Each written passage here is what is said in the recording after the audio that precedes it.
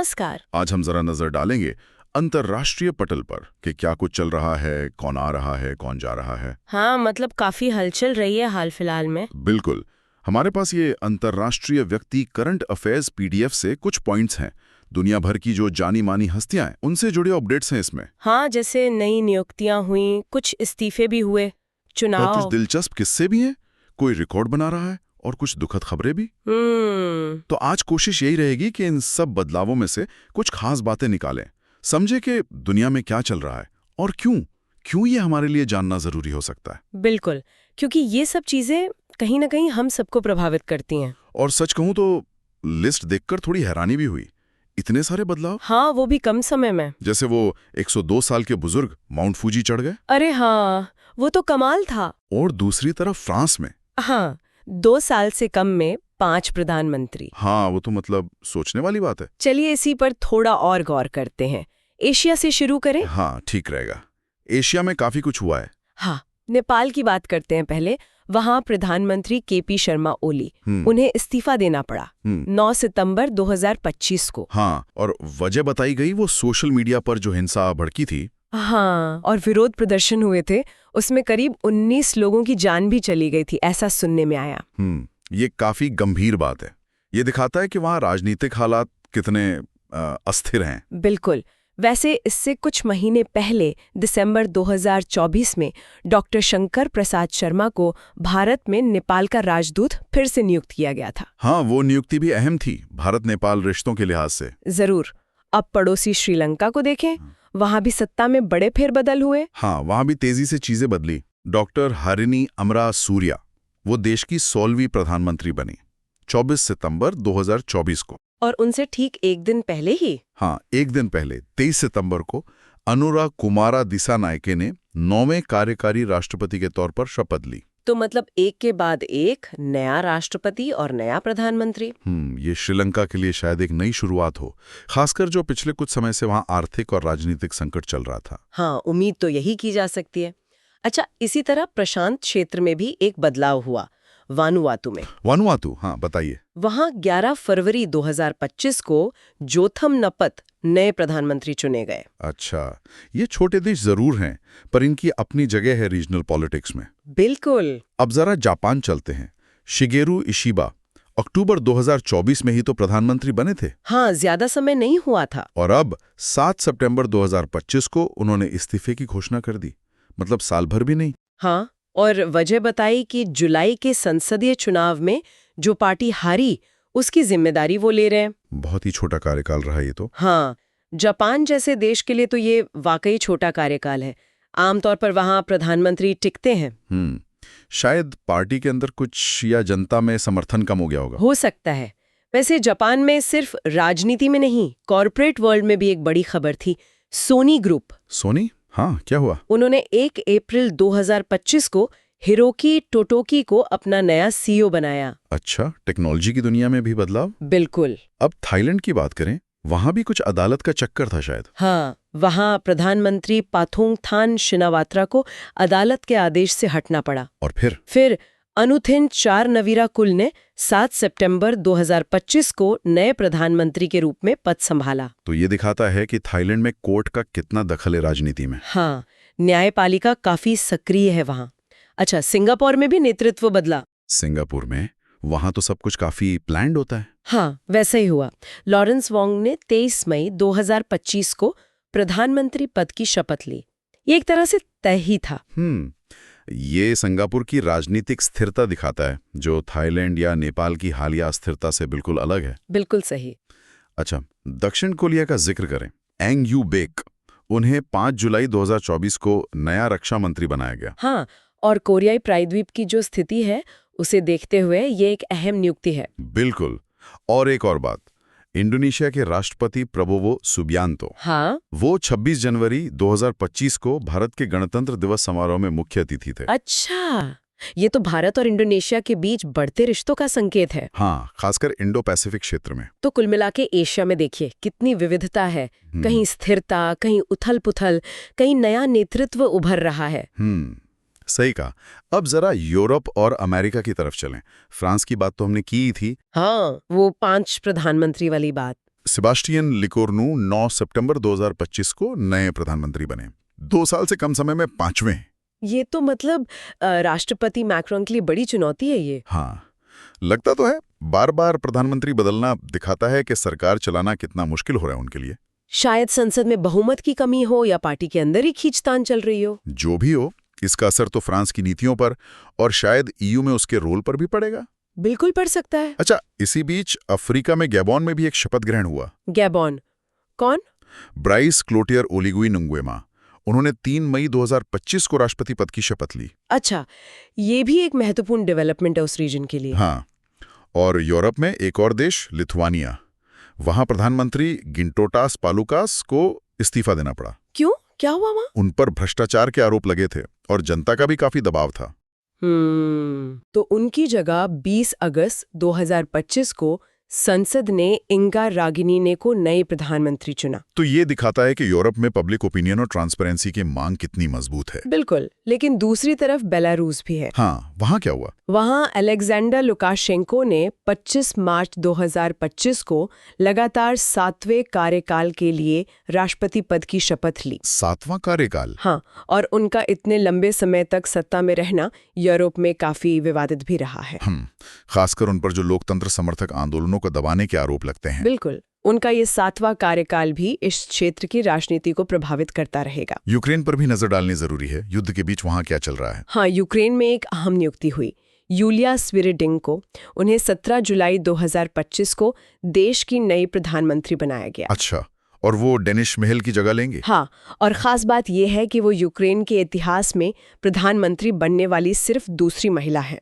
अरे वाह, ये तो वाकई महत्वपूर्ण है, खासकर इतने मुश्किल समय में। हाँ, और ये नेतृत्व में विविधता को भी दिखाता है। यूरोप में कुछ और देशों में भी तो बदलाव हुए थे, क्रोएशिया, जॉर्जिया। हाँ, जोलान मिलानोविच ने 18 फरवरी 2025 को क्रोएशिया के राष्ट्रपति के रूप में शपथ ली। और मिखाइल काविलाशवली 20 दिसंबर 2024 को जॉर्जिया के नए राष्ट्रपति बने। और हाँ, यूके में कीर स्टारमर प्रधानमंत्री बने 5 जुलाई 2024 को। बेल्जियम में बार्डी वेवर फरवरी 2025 में। ग्रीस में कॉन्स्टेंटाइन टेसुलोस्लास नए राष्ट्रपति बने मार्च 2025 में। और एक दिलचस्प बात आइसलैंड से थी। आइसलैंड? हाँ, क्या था? वहां की नई प्रधानमंत्री क्रिस्टीन फ्रॉस्टाडोटिर, जो 21 दिसंबर 2024 को बनी, वो इस पद पर पहुंचने वाली सबसे कम उम्र की व्यक्ति हैं। सबसे कम उम्र की? ये भी एक ट्रेंड हो सकता है युवा नेतृत्व का। हो सकता है। और हाँ, टाइम मैगजीन ने पोलैंड के डोनाल्ड टस्क को दिसंबर 2024 का पर्सन ऑफ द ईयर चुना था। अच्छा, ये उनके बढ़ते कद को दिखाता है यूरोपीय राजनीति में। बिल्कुल। अब जरा अमेरिका महाद्वीप का रुख करते हैं। हाँ, दक्षिण अमेरिका में गुयाना में मोहम्मद इरफान अली। हाँ, वो फिर से चुने गए। हाँ, सितंबर 2025 में दूसरे कार्यकाल के लिए। और सूरीनाम ने तो इतिहास ही रच दिया। सूरीनाम? क्या हुआ वहां? जेनिफर गियरलिंग्स सीमंस, उन्होंने 16 जुलाई 2025 को देश की पहली महिला राष्ट्रपति के रूप में पदभार संभाला। पहली महिला राष्ट्रपति? ये तो सूरीनाम और शायद पूरे लैटिन अमेरिका में महिला सशक्तिकरण के लिए एक बड़ा कदम है। बिल्कुल। इक्वाडोर में भी चुनाव हुए थे। हाँ, वहां मौजूदा राष्ट्रपति डैनियल नोबोआ ही जीत गए। अप्रैल 2025 में दूसरा कार्यकाल मिला उन्हें। कैरिबियन में त्रिनिदाद और टोबैगो, वहां कमला प्रसाद बिसेसर ने 1 मई 2025 को प्रधानमंत्री का पद संभाला। अच्छा, और अफ्रीका में? बोत्सवाना। हाँ, बोत्सवाना में ड्यूमा बोको 1 नवंबर 2024 को छठे राष्ट्रपति बने। वेनेजुएला में निकोलस मदुरो, हाँ, 10 जनवरी 2025 को शपथ ली। और हेती, जहां हालात अक्सर अस्थिर रहते हैं, वहां एलेक्स डिडिये फिल्स-एमे ने 11 नवंबर 2024 को प्रधानमंत्री के रूप में शपथ ली।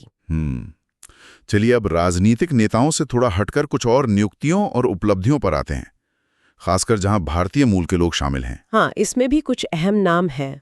अमेरिका भारत संबंधों के लिए एक अहम खबर, सर्जियो गोर, उन्हें भारत और दक्षिण मध्य एशिया मामलों के लिए अमेरिका का अगला राजदूत नॉमिनेट किया गया है। 22 अगस्त 2025 की बात है ये। हाँ, ये नियुक्ति डिप्लोमेसी के लिहाज से काफी महत्वपूर्ण होगी। और अमेरिका में ही एक और बहुत बड़ी नियुक्ति, काश पटेल। हाँ, FBI के नए निदेशक। बिल्कुल। 20 फरवरी 2025 को वो FBI के 9वें निदेशक बने और वो पहले भारतीय अमेरिकी हैं जो इस पद पर पहुंचे हैं। ये तो वाकई बहुत बड़ी बात है, FBI जैसी एजेंसी का प्रमुख बनना। और हेल्थ सेक्टर में भी देखिए, जे भट्टाचार्य, उन्हें अमेरिका के NIH यानी नेशनल इंस्टीट्यूट्स ऑफ हेल्थ का निदेशक नॉमिनेट किया गया है। NIH तो अमेरिका में मेडिकल रिसर्च का सबसे बड़ा सेंटर है।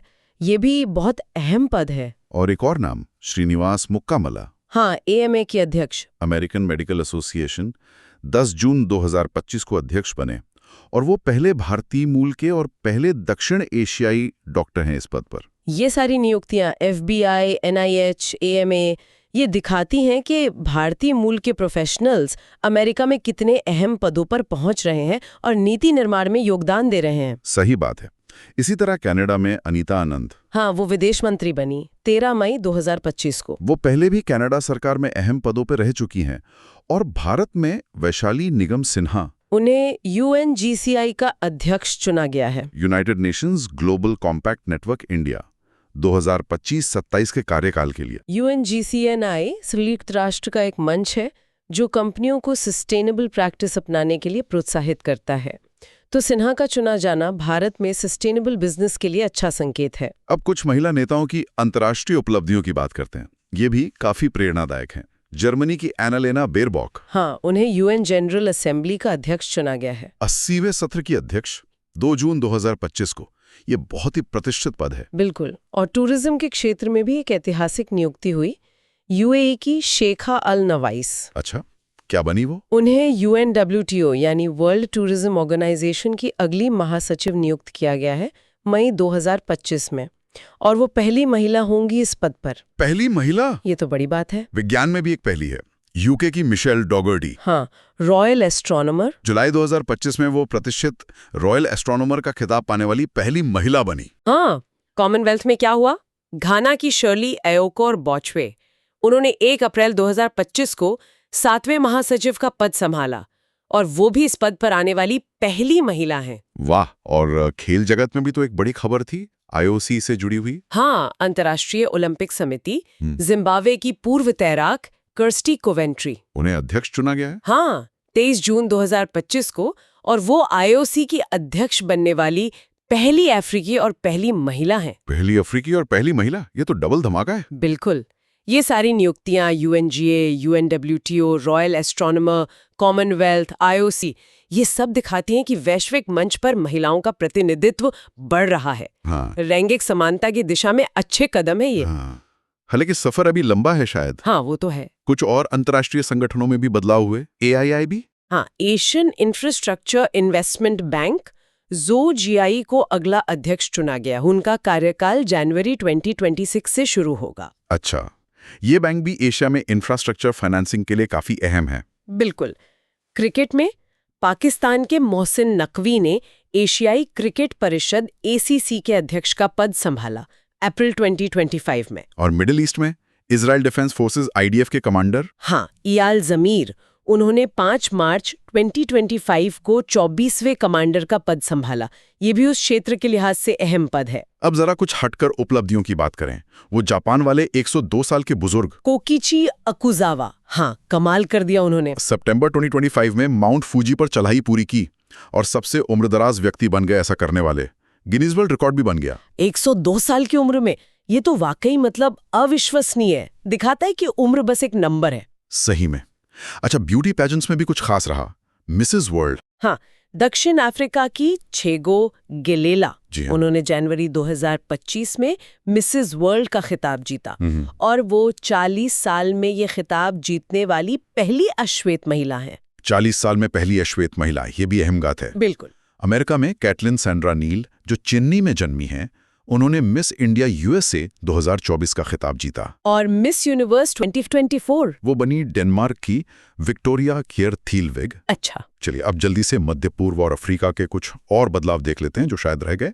यमन में सलीम बिन बुरैक नए प्रधानमंत्री 3 मई 2025 को। और सूडान में कामिल अल तैयब इदरीस अगले प्रधानमंत्री होंगे 31 मई 2025 से। ईरान में राष्ट्रपति रईसी की मृत्यु के बाद मसूद पेजेश्कियन ने 5 अगस्त 2024 को राष्ट्रपति पद की शपथ ली। लेबनान में जोसेफ ऑन को सशस्त्र बलों के कमांडर के पद पर कंफर्म किया गया 9 जुलाई 2025 को। अफ्रीका में जॉन ड्रमानी महामा घाना के नए राष्ट्रपति बने 7 जनवरी 2025 को।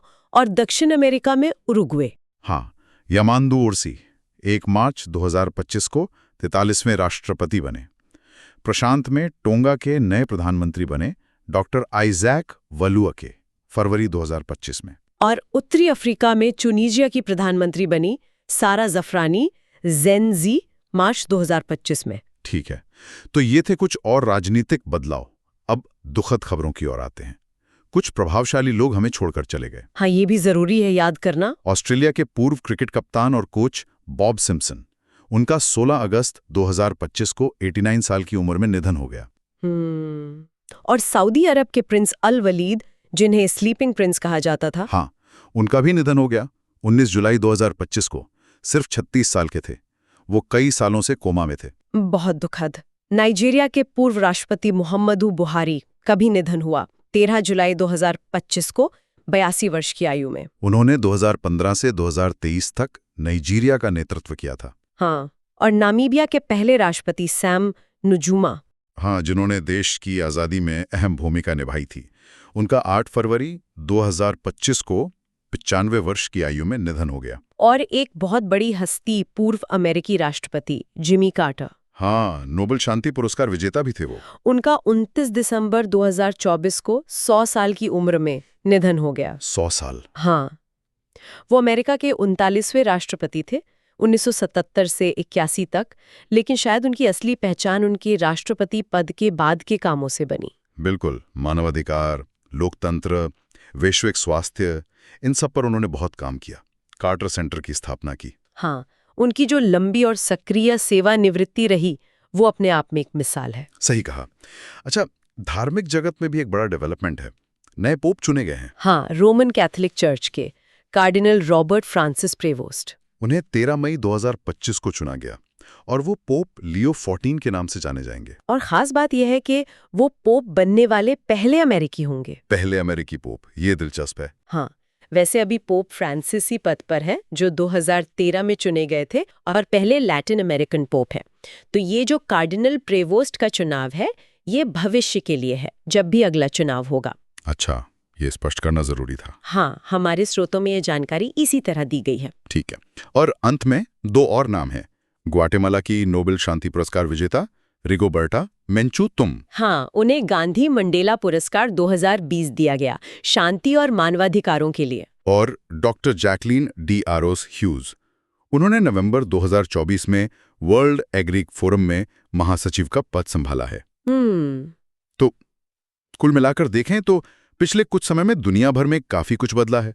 राजनीति में, अंतर्राष्ट्रीय संगठनों में, व्यक्तिगत स्तर पर भी। हाँ, बहुत सारे बदलाव। फ्रांस में वो तेजी से बदलते प्रधानमंत्री हों, या सुरीनाम और आईओसी में पहली महिला का शीर्ष पर पहुंचना, या फिर वो 102 साल की उम्र में माउंट फूजी की चढ़ाई, से चीजें बदल रही हैं। बिल्कुल, और इन सब बदलावों पर नजर रखना जरूरी है, क्योंकि ये कहीं ना कहीं वैश्विक समीकरणों को, नीतियों को, रिश्तों को प्रभावित करते हैं। हाँ, हर घटना के पीछे एक कहानी है, एक संदर्भ है, और ये हमें बड़े ट्रेंड्स के बारे में भी कुछ बताते हैं, जैसे राजनीतिक स्थिरता की जरूरत, या नेतृत्व में विविधता की बढ़ती मांग, या पीढ़ीगत बदलाव।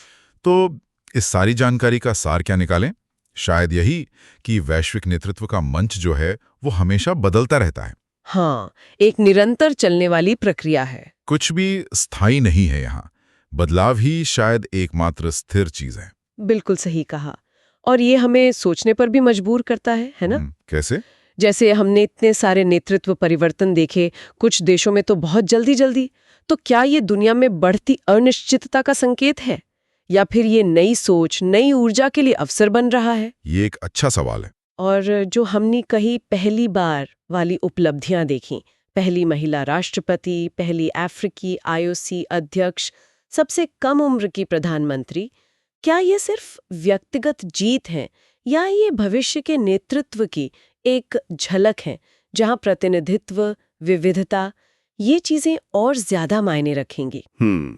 ये कुछ ऐसे सवाल हैं जिन पर सोचना चाहिए। बिल्कुल, आगे भी इन पर विचार किया जा सकता है।